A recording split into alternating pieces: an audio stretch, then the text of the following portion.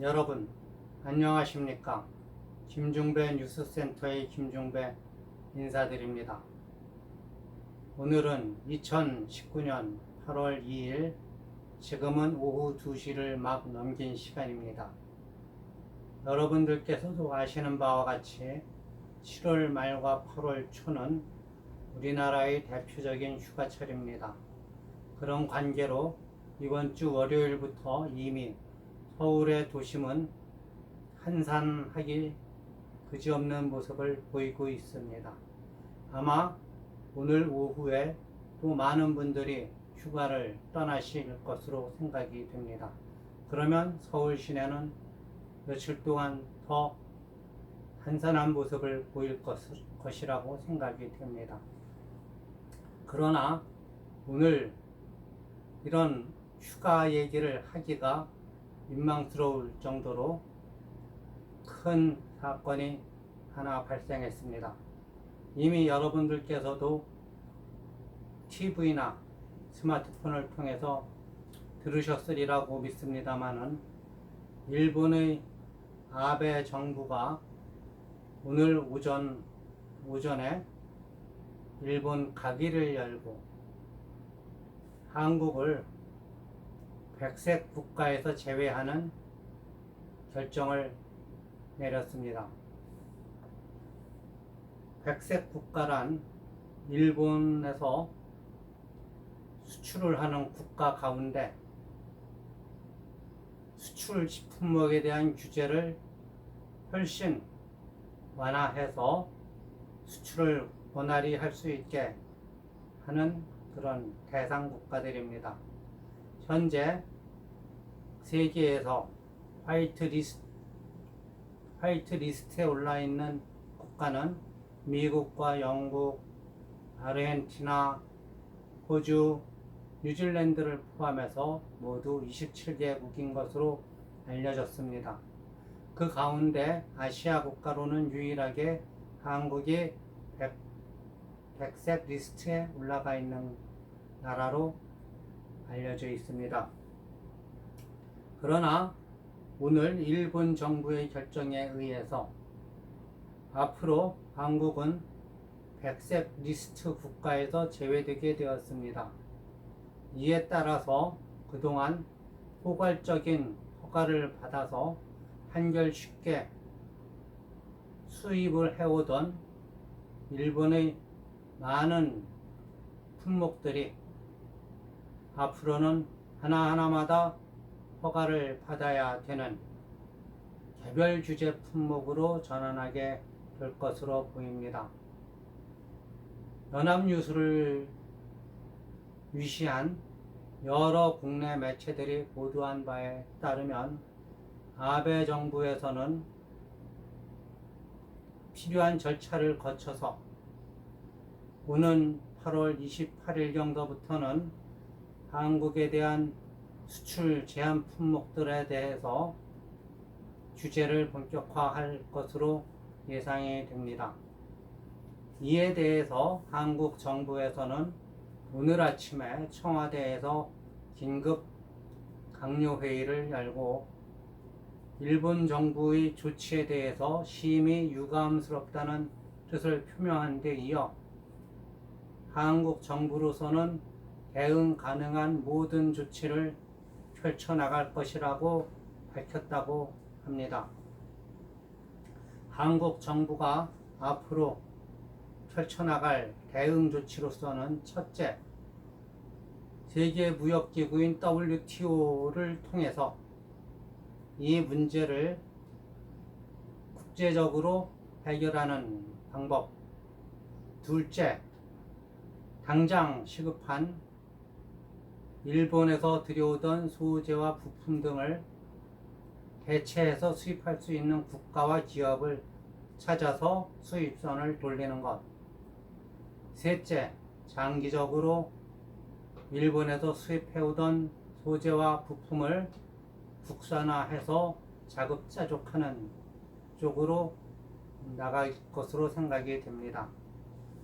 그러나 WTO의 제소를 통한 방법은 이미 일본과 한국의 외교관들이 한 차례 WTO 이사회에서 격돌한 결과를 본 것과 같이 서로의 주장만 주고받을 뿐 이렇다 할 결론을 내기는 어려운 것 같이 여겨집니다.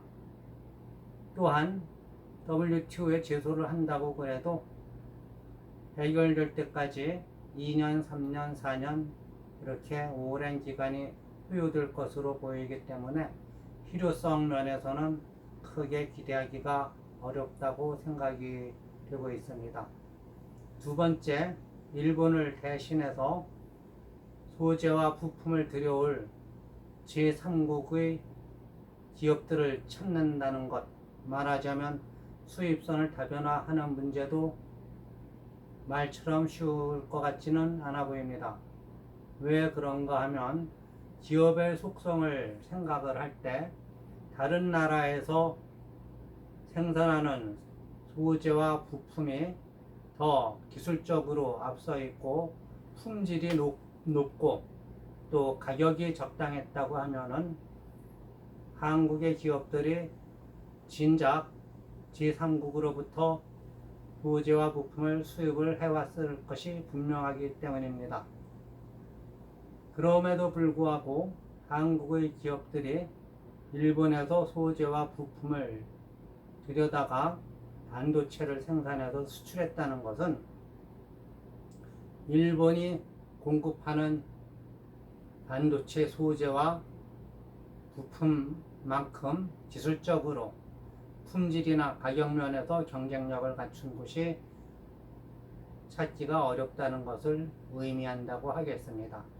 따라서 수입선 다변화라는 목표도 생각처럼 단시간 내에 이루기는 어려울 것이라는 것이 일반적인 관측입니다. 셋째, 장기적인 시각에서 추진하고자 하는 소재와 부품의 국산화는 뜻은 좋으나 실제로 현실화하기는 쉽지가 않다는 것이 관련 업계의 의견입니다. 한 경제계의 인사는 국회에서 이런 얘기를 했다고 합니다. 일본에서 들여오던 소재와 부품을 자급자족 하려고 하면은, 즉 국산화하려고 하면은 반세기가 걸릴지도 모른다. 이렇게 말을 했다는 것입니다. 반세기라는 것은 50년이란 얘기고 50년이란 세월은 매우 긴 시간입니다. 이 말은 우리나라가 그만큼 기초과학, 기초기술이 취약하고 소재와 부품에 대한 제조, 생산 능력이 상당히 떨어진다는 것을 의미합니다. 따라서 소재와 부품을 국산화한다는 것도 말처럼 쉬운 일은 아닐 것이라고 생각이 됩니다. 이러한 점들을 감안을 해볼 때 지금 우리나라 정부에서 해야 할 일은 가장 효과적이고 합리적인 대책을 마련을 해서 대응해 나가는 방법이라고 생각을 하겠습니다. 할 수가 있겠습니다. 문제는 그 방법을 어떻게 마련하느냐 하는 것입니다. 그 방법을 강구하기 위해서는 무엇보다도 필요한 것이 그러면 도대체 일본은 왜 저러고 있는 것인가 하는 일본의 진심, 일본의 분심, 일본의 의도를 정확하게 파악하는 것이라고 생각을 하지 않을 수가 없습니다. 그 일본의 분심을 제대로 알아야 가장 효과적이고 합리적인 대책을 강구할 수가 있기 때문입니다. 그렇다면 일본은 왜 지금과 같은 상황을 만들었을까요? 그리고 미국의 중재 노력에도 불구하고 한국과 타협을 하려고 하는 그런 자세를 전혀 보이지 않고 끝끝내 한국을 백색 국가 대상 명단에서 제외했을까요? 말하자면 일본으로서는 가장 강력한 조치를 취한 셈인데요. 그 이유는 무엇일까요? 이것을 알아내는 것이야말로, 또 유추해내는 것이야말로 현재 시점에서는 가장 중요한 일이라고 생각을 하지 않을 수가 없습니다. 그렇다면 이번 사태의 배경을 한번 짚어보도록 하겠습니다. 물론 일본 정부에서는 부인을 하고 있습니다마는 일본이 이번 반도체 소재 수출을 규제를 하고 또 한국을 화이트리스트 국가에서 제외를 하는 결정을 내린 그 이면에는 두 가지 요소가 숨겨져 있습니다. 하나는 위안부 문제입니다. 한국은 식민지 시대 때 발생한 위안부 문제를 해결하기 위해서 지난 정권, 그러니까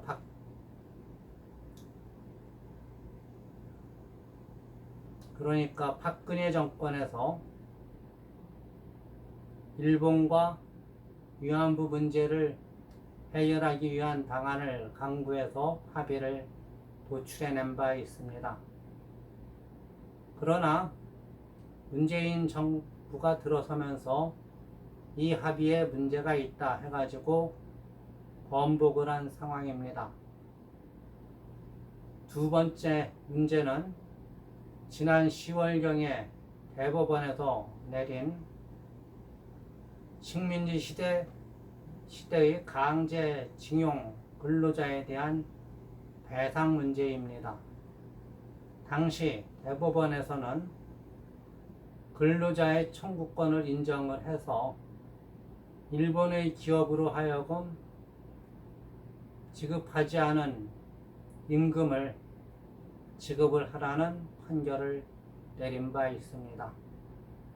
이 두 개의 과거사 문제가 일본과 한국 간의 견해 차이를 노출시키는 계기가 되었으며 이 두 개의 문제를 해결하기 위해서 일본 정부가 한국 정부에 대해서 협의를 수차례 요청했다고 하는데 그것을 한국 정부가 적극적으로 대응하지 않은 결과 일본 정부가 지금과 같은 반도체 소재 수출 규제나 백색 국가에서 한국을 제외하는 그런 결정을 내리는 결과에 이르게 됐다고 하는 것이 일반적인 시각입니다. 그렇기 때문에 지금 벌어진 이 상황을 해결하기 위해서는 일본이 이 사안을 일으킨 첫 번째 과거사 문제가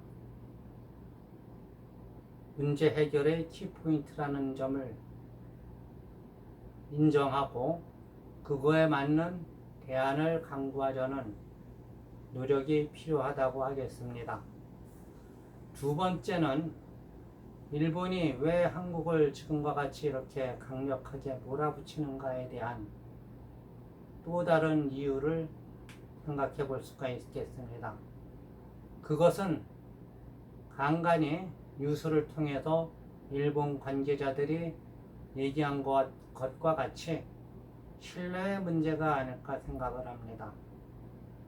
일본 정부 관계자들이 발언한 내용들을 뉴스를 통해서 취합을 해보면 일본 정부 관계자들은 한국 정부를 믿을 수 없는 상대, 신뢰할 수 없는 상대라고 결론을 내려놓은 것 같습니다.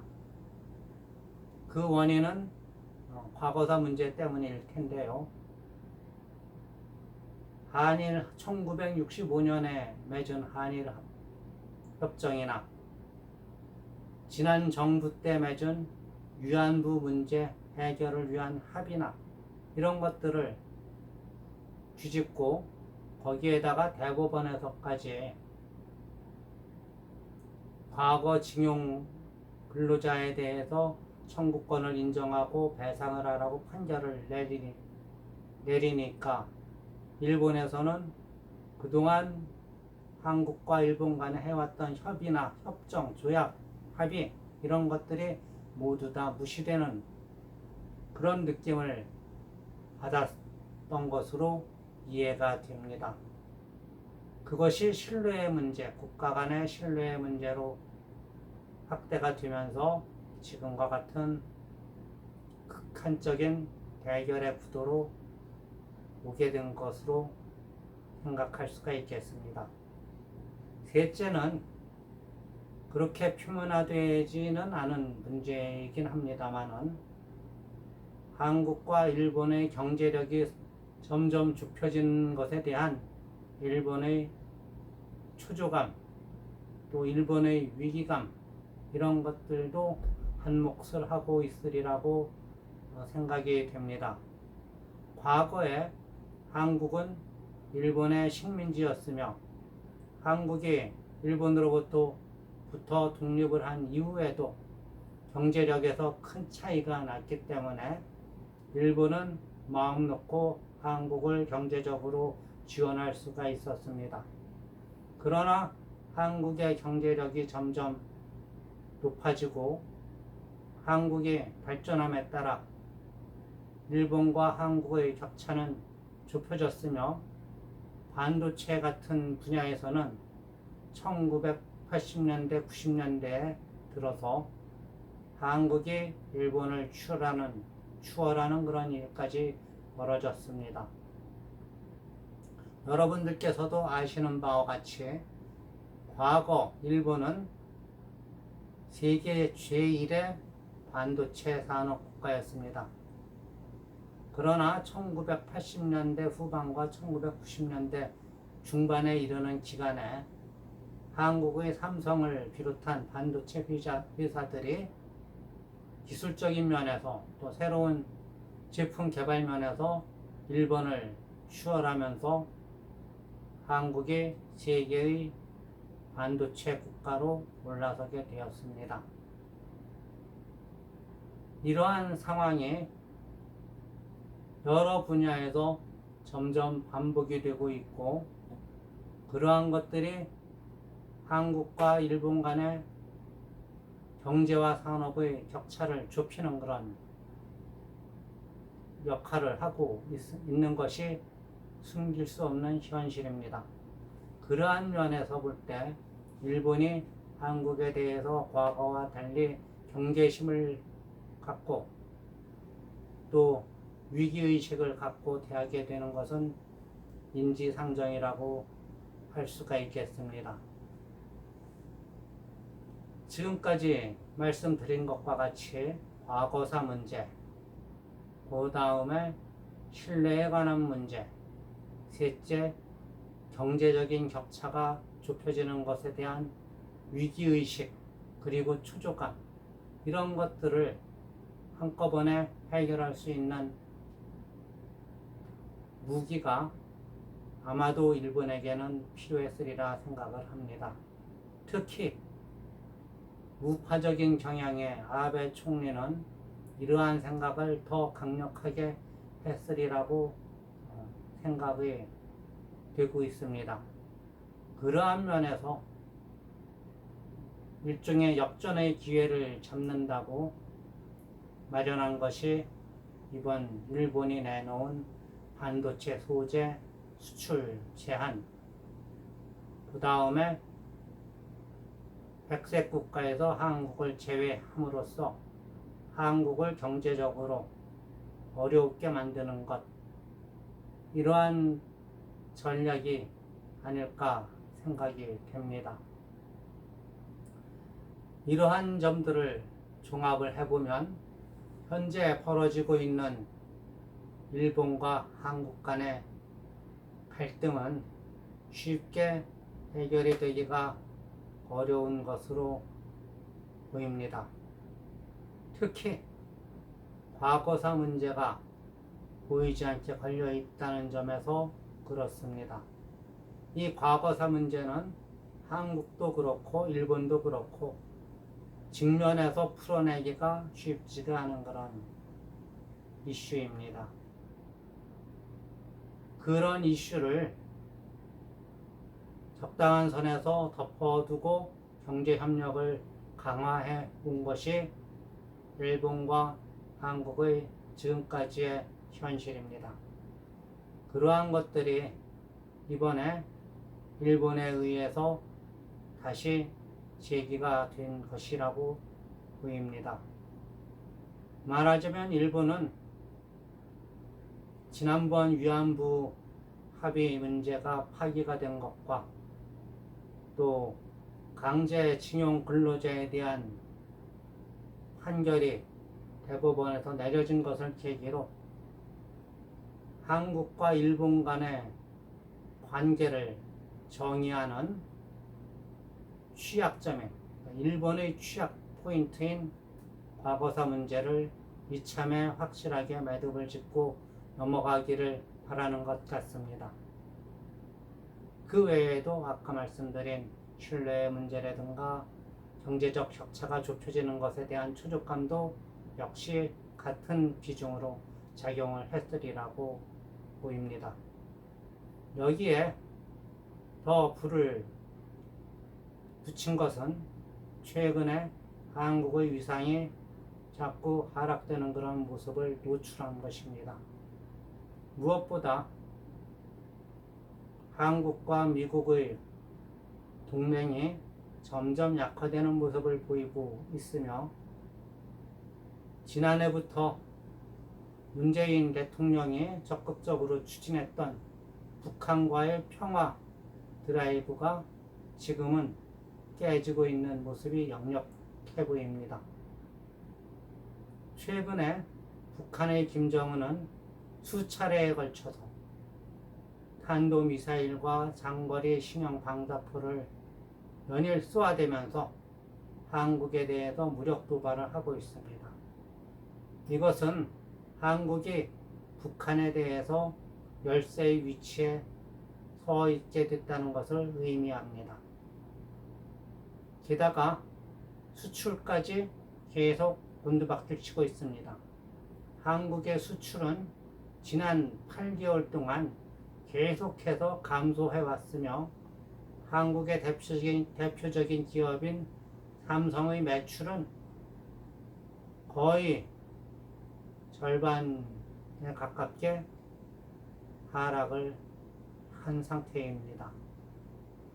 내부적으로 봐도 정치적인 단합이 이루어지지 않고 있으며 국민들은 소득 주도 성장의 여파로 많은 실업자가 발생하고 많은 기업이 문을 닫는 등 경제적으로 어려운 상황이 전개되고 있습니다. 이러한 점들을 모두 종합을 해보면 지금 한국은 다양한 내후 외환에 직면해 있으며 조금만 압력을 가해도 버티지 못하고 쓰러질 수도 있는 그런 한계를 향해서 점점 다가가고 있다고 볼 수가 있습니다. 아마도 그것이 일본의 시각이라고 생각이 됩니다. 이런 시각을, 이런 인식을 바탕으로 해서 일본은 한국과 일본 간의 전세를 일거에 뒤집을 수 있는 방안을 강구를 했을 것으로 생각이 되고 그 결과들이 지금 나타나고 있는 반도체 소재의 수출 규제 강화 또 거기에 이은 한국의 백색 국가 리스트 제외 이러한 것들이라고 보입니다. 따라서 지금 우리가 처해 있는 이 대한민국에 처해 있는 현실은 아주 위중한 상황이라고 하겠습니다.